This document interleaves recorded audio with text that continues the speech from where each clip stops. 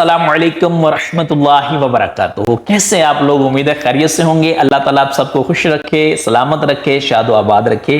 एक क्वेश्चन किसी ने भेजा है कि कुछ लोग मक्का मुकरमा और मदीना मुनव्वरा होटल के अंदर आपस में लड़ते हैं, आपस में कुछ ऐसी लैंग्वेज यूज करते हैं जो नहीं करनी चाहिए, और सियासी गुफ्तगू और ये सारे मामलात, बल्कि सियासत को लेके भी आपस में बहस मुबासे करते हैं। तो इसका हल क्या है? देखिए, सिंपल सी बात यह है कि जब आप उम्रे पे जाते हैं तो कुछ मखसूस दिनों के लिए जाते हैं। कुछ लोग 7 दिन के लिए जाते हैं, कुछ 15 दिन के लिए, कुछ 21 दिन के लिए, कुछ 28 दिन के लिए। आपने जाने से पहले काम करना है कि मक्का मुकरमा और मदीना मुनव्वरा के अदब आदाब को अच्छे से समझना है। किसी से कि जो लोग पहले उम्रा हज करके आए उनके साथ बैठना है, किसी आलम दीन से मिले, अपने मोहल्ले के इमाम साहब के पास चले जाना है, उनसे पूछना है सर मक्का मुकरमा का क्या इकराम है, क्या एहतराम है। ठीक है, इसी तरह मदीना मुनव्वरा के बारे में भी ये चीजें आपने सीख के जानी है।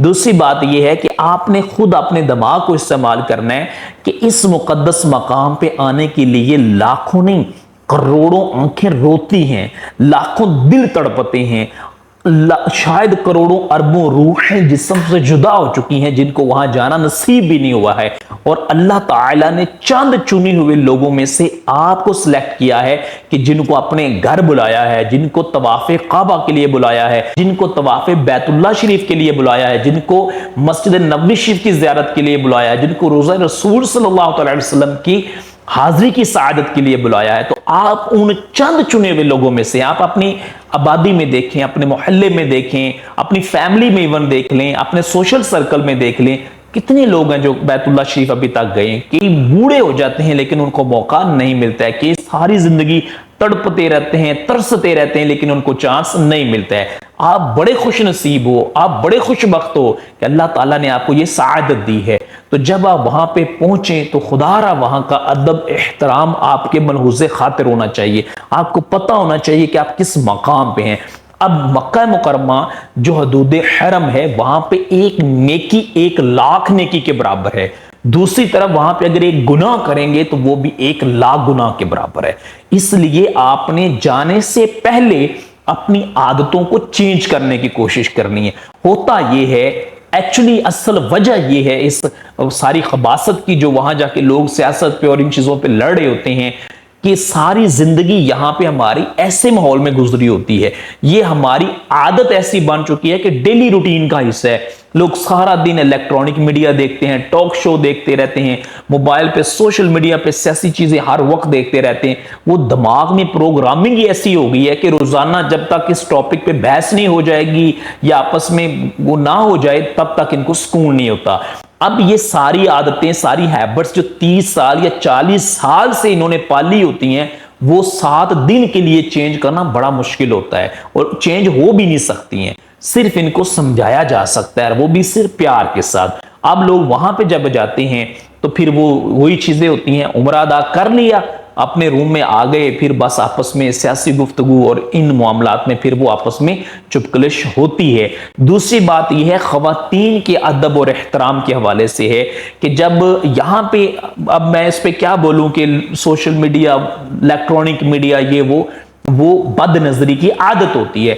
तो जब वहां पे पहुंचते हैं तो मस्जिदुल हराम में, मस्जिद नबवी में पूरी दुनिया से खवातीन आई होती हैं, और जो औरत होती है उसको जब वो बैतुल्लाह शरीफ का तवाफ कर रही होती है, हालत एहराम में होती है, कोई ऐसा कपड़ा, कोई ऐसी चीज अपने चेहरे के साथ वो टच नहीं कर सकती।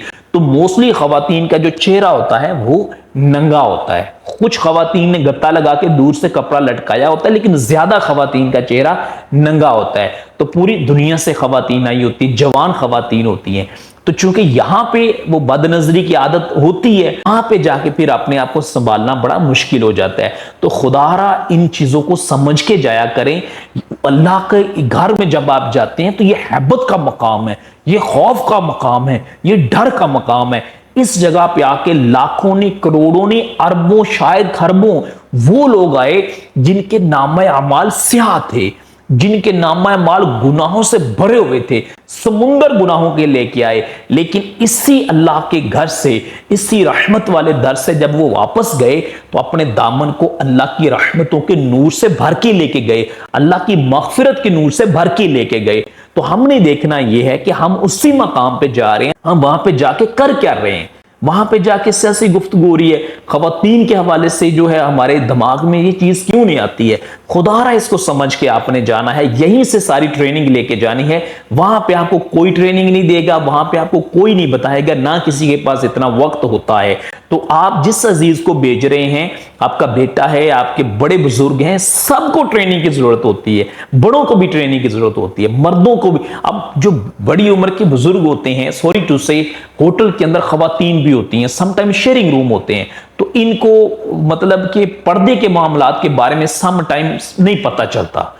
کہتے ہیں نا جو بڑی عمر کے جیسے جیسے ہوتے ہیں وہ بچوں کی طرح ہو جاتے ہیں، تو ان کو خیال ہی نہیں اس چیز کا ہوتا۔ اب فرض کریں ایک شیئرنگ روم ہے، ٹھیک ہے، وہیں پہ 2-3 خواتین ہیں، وہاں پہ 3-4 مرد ہوتے ہیں۔ تو اب یہ جو چادر تہ بند باندھ کے جن کو عادت ہوتی ہے، سوتے ہیں اٹھتے ہیں سب کچھ، تو آپ سمجھ سکتے ہیں کہ وہ پردے کے معاملات میں پھر خواتین کو پریشانی کا سامنا کرنا پڑ سکتا ہے۔ تو آپ نے خود اس چیز کی احتیاط کرنا ہے کہ آپ کی وجہ سے کسی کو پریشانی نہیں ہونی چاہیے۔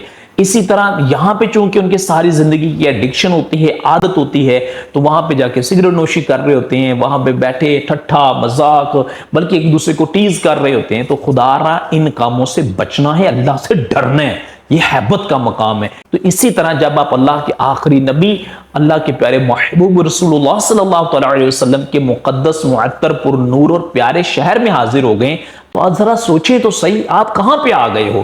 اس شہر میں آ گئے جس کو ساری زندگی خوابوں میں دیکھا تھا، خیالوں میں چوما تھا، تصویروں میں دیکھا تھا، ویڈیوز میں دیکھا تھا۔ آج سچ مچ اس شہر میں آپ داخل ہو گئے ہیں۔ یہ آقا علیہ الصلوۃ والسلام کا شہر ہے، اس لیے یہاں ادب اتنا زیادہ ہے کہ روزہ رسول صلی اللہ علیہ وسلم پہ جب آپ حاضر ہوں گے، مواجہ شریف پہ جائیں گے، تو سب سے پہلے وہ آیت لکھی ہوئی آپ کو نظر آئے گی۔ اللہ تعالیٰ نے حکم فرمایا کہ یہاں پہ آپ نے اونچی آواز میں بولنا بھی نہیں ہے، ورنہ تمہارے اعمال برباد کر دیے جائیں گے اور تجھے اس کی خبر بھی نہیں ہوگی۔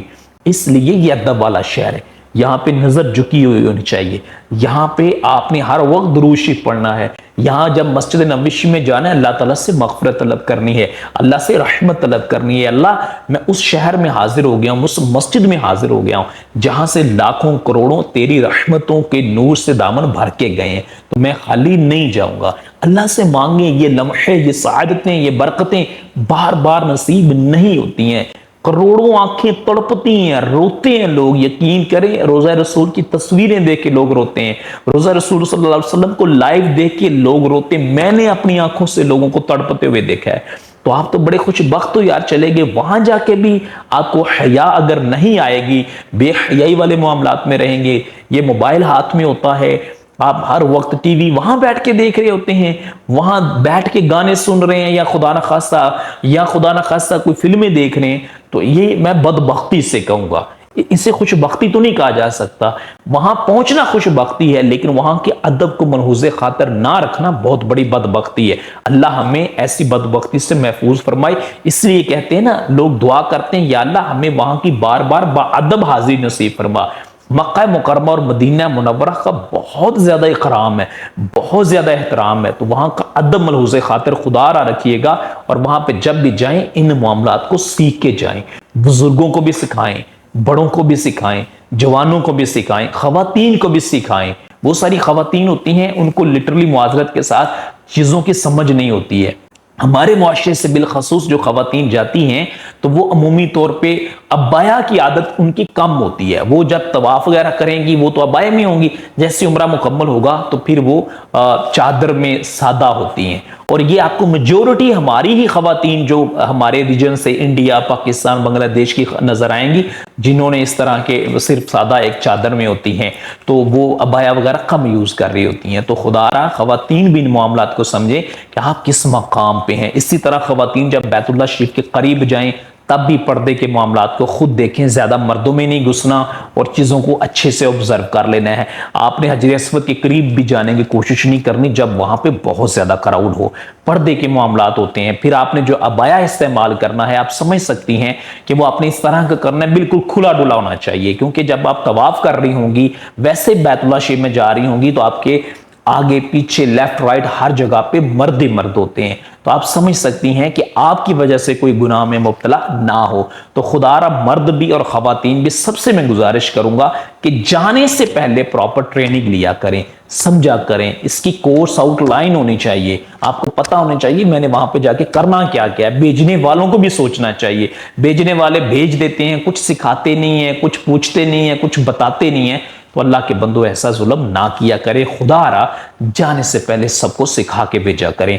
اگر آپ نے سیکھنا ہے حج کے بارے میں، عمرے کے بارے میں، کوئی بھی آپ کا سوال ہے، یا آپ نے ان معاملات کو آپ نے ڈیپلی سمجھنا ہے، تو یہ چینل اسی مقصد کے لیے ہے، لرن محمود 1126، یہ آپ دیکھیں، اس پہ آپ کو ہر ٹاپک پہ ویڈیو مل جائے گی۔ اپنے پیاروں سے بھی شیئر کریں جو جا رہے ہیں یا کبھی جانے کا ارادہ رکھتے ہیں، انشاءاللہ بڑی آسانی ہو جائے گی۔ اللہ تعالی ہم سب کے لیے آسانیاں پیدا فرمائے، اللہ تعالی ہم سب کو بار بار حج بیت اللہ کی سعادت نصیب فرمائے، بار بار روزہ رسول صلی اللہ علیہ وآلہ وسلم پہ حاضر ہو کے کثرت کے ساتھ درود و سلام پڑھنے کی بھی سعادت عطا فرمائے، آمین یا رب العالمین۔ السلام علیکم ورحمۃ اللہ وبرکاتہ۔